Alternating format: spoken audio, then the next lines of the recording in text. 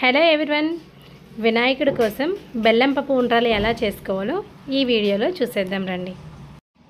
నా ఛానల్ని ఎవరైనా ఫస్ట్ టైం చూసినట్లయితే ప్లీజ్ సబ్స్క్రైబ్. నేను చెప్పే ప్రాసెస్లో సింపుల్గా బెల్లం పప్పు ఉండ్రాలని 10 మినిట్స్లో అయితే రెడీ చేసేయచ్చు. దీనికోసం ముందుగా ఒక గిన్నెలో ఒక గ్లాస్ వాటర్ తీసుకోవాలి. దీనిలో ఉండ్రాలు తీగా ఉండడం కోసం చిన్న బెల్లపు ముక్కను అయితే యాడ్ చేసుకోవాలి.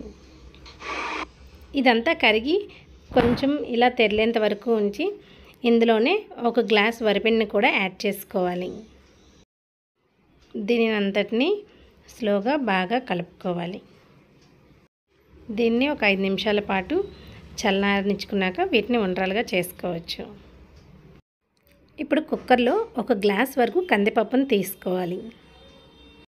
ఒక గ్లాస్ కందిపప్పుకు 3 గ్లాసుల చొప్పున నీళ్లు పోసి ఒక 10 నిమిషాల పాటు నానబెట్టుకోవాలి. తర్వాత 3 విజిల్స్ వచ్చేంత వరకు ఈ పప్పునైతే బాగా ఉడికించుకోవాలి.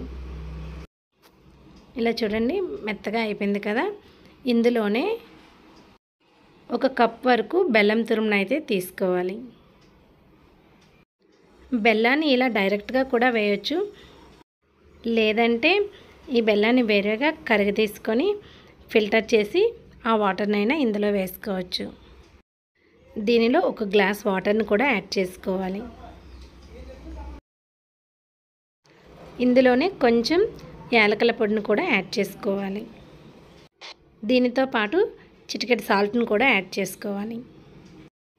మనం ఇందులో వేసిన బెల్లం ముక్కలను కరిగేంత వరకు మంటని లో ఫ్లేమ్లోకి టర్న్ చేసుకుంటూ దీనిని ఉడికించుకోవాలి. ఇది ఇలా ఉడుకుతున్నప్పుడే దీనిలో మనం వేయడానికి ఉండ్రలను అయితే రెడీ చేసి పెట్టుకుందాం. చూడండి, చేతికి కొంచెం నెయ్యిని అప్లై చేసుకొని ఉండ్రలను అయితే మనం రెడీ చేసి పెట్టుకోవాలి. ఇలా రెడీ చేసి పెట్టుకున్న ఉండ్రలను మనం స్టవ్ పైన ఉడుకుతున్న బెల్లం పప్పులో అయితే వేసుకోవాలి. ఇలా వేసాక ఒక 2 నిమిషాల పాటు ఉడికించుకుంటే సరిపోతుందండి. దీనిలోనే ఇలా ఉడుకుతున్నప్పుడే కొంచెం ఒక 2 టేబుల్ స్పూన్ల వరకు పచ్చి కొబ్బరిని అయితే యాడ్ చేసుకోవాలి. ఇంతేనండి, సింపుల్గా బెల్లం పప్పు ఉండ్రాలు అయితే రెడీ అయిపోయినట్లే. ఈ మెథడ్లో ఒకసారి ట్రై చేసి చూడండి, మీ ఇంట్లో వాళ్ళకి కూడా తప్పకుండా నచ్చుతుంది. ఈ వీడియో మీకు నచ్చినట్లయితే please like, share and subscribe. ఇలా బౌల్లోకి సర్వ్ చేసుకున్నాక దీనిపైన కొంచెం కొబ్బరిని అయితే చల్లుకోవాలి.